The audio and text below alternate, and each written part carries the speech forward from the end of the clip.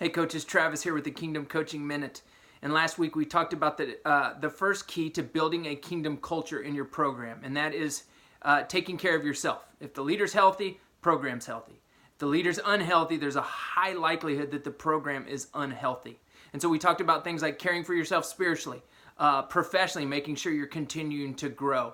I think it's important to make sure your roles are healthy. Like if you're a spouse or a parent, making sure that those aren't getting neglected all for the sake of winning games. I think Sabbath is really important, to rest, to prove that God is God and you're not. Those sort of things under this idea of caring for yourself are really important.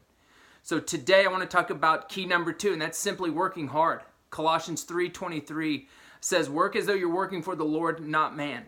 And so under this, I'll talk about energy and time management. I'll talk about doing the right things, like working on the right things, those things that are really going to move the needle in your program. We talk about working on versus in. We talk about urgent things versus important things.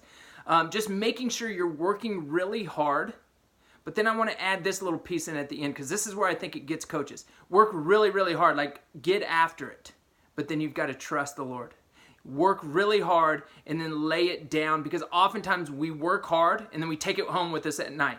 And we're disengaged from our family, we're disengaged from our kids or our spouse, or just the stress wears on us. So work really, really hard and then lay it down and trust that God is in control, that He is going to use your good work, that your work matters, but to try to really, really trust deeply.